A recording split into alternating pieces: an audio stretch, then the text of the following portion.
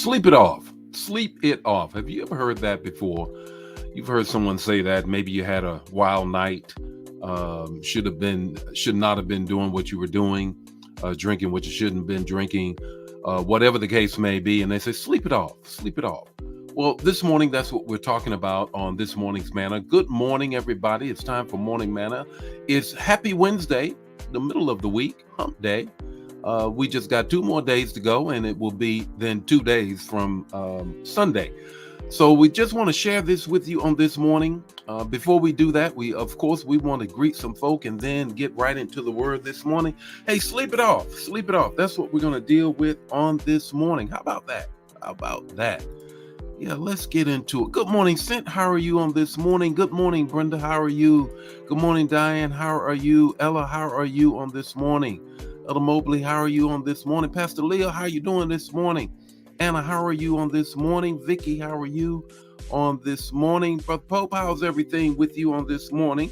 I hope you guys are having a wonderful morning. I certainly am. And this morning, we're talking about sleep. Isn't that, Bishop? Now, you need to find something else to talk about other than sleep. Well, guess what? That's what we're going to talk about on this morning. And that is sleep. Sleep it off. Sleep it off. Have you ever heard that phrase before? Well, there's some biblical application that we're going to have on that this morning. So just stand by. Let me greet some people, and then we'll get into the word. I want to also say to you, for those of you who are watching and everything, make sure that you get your prayer requests. If you are a life changer, get your prayer requests in. If you're not, just email me. However, this is what First Lady and I are praying about. We're believing God for all of these prayer requests that we got, and we're believing that God is going to move. I asked the church on Sunday if they would put their prayer requests on a piece of paper and their gift to the Lord and their gift to Jesus. It is his birthday. And their prayer request as well for the end of the year, and then what they're believing God for the first of the year as well. Sleep it off, Jewel. That's right. That's what we're saying. Elder Jan, how are you? Tally, how you been? Where you been? Good morning, Valerie. How are you? Erica, how are you on this morning? Miss Cat, how are you all on this morning? Now, y'all join me tonight. Don't leave me out there by myself. Now, I got a word for you tonight. Don't leave me just dangling out there.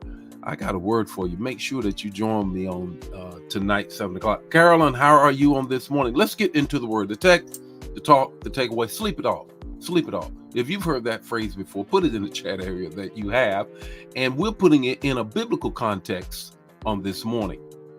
The text is 1 Kings 19:4. 1 Kings 19:4. And I want you to hear it again for the first time. Now, I want you to grab this. I want you to grab the fact that here's the context. Here's Elijah. He's been riding high. He's defeated the prophets of Baal. He's rolling. He's called down fire from heaven. He's done all of that.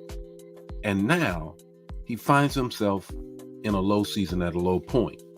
And here's what's going on with him now. 1 Kings 19, I want to just read it here, 19:4. But he himself went a day's journey into the wilderness and came and sat down under a broom tree.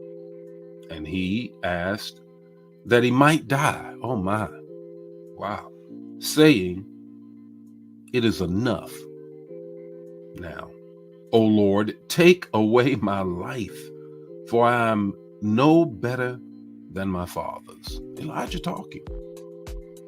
And he lay down and slept under a broom tree. He lay down and slept under a broom tree. 3 things I'm going to share with you. These 3 words starts with an R: refresh, renew, recover. Refresh, renew, recover. Refresh, renew, recover. Let me read to you what takes place here. He lay down and slept under a broom tree, and behold, an angel touched him and said to him, arise and eat. You need to get refreshed. And he looked, and behold, there was at his head a cake baked on hot stones and a jar of water. And he ate and drank and lay down again. Refresh, renew, recover. For a new perspective. Listen to what happens. And the angel of the Lord came again and a second time and touched him and said, arise and eat, for the journey is too great for you. And he arose and ate and drank and went in the wow.